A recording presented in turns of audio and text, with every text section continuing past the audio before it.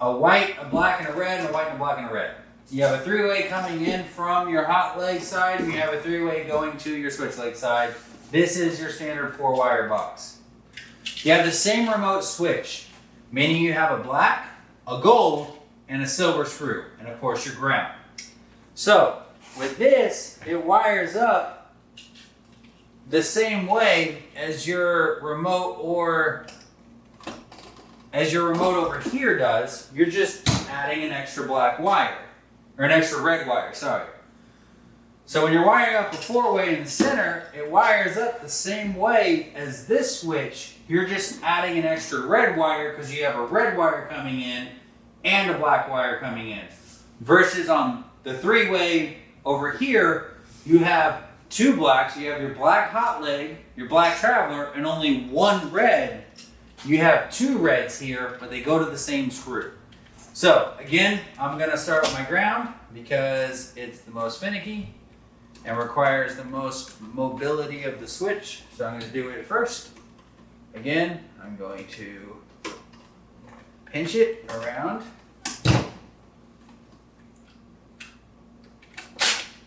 Tighten that up. Whites are your neutrals, and you always just carry them through everything. So got your neutrals to that white screw. Then we have the traveler side of the switch. Get my wires on the table here. So black to black.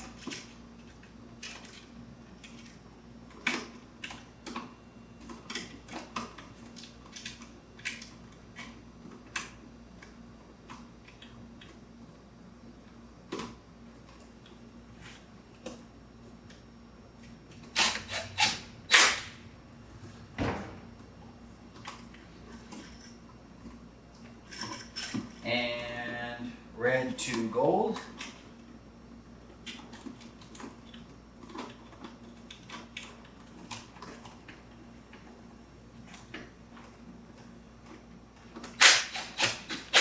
And essentially you're just tying everything together and passing it through. So on this side you have hot leg coming in, black traveler going out, tied to the same screw as the hot leg. That's passing power through everything on the black leg no matter what. Same here.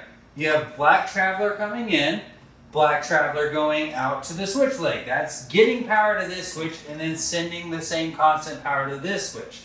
Your neutrals tie across all your silver screws as well.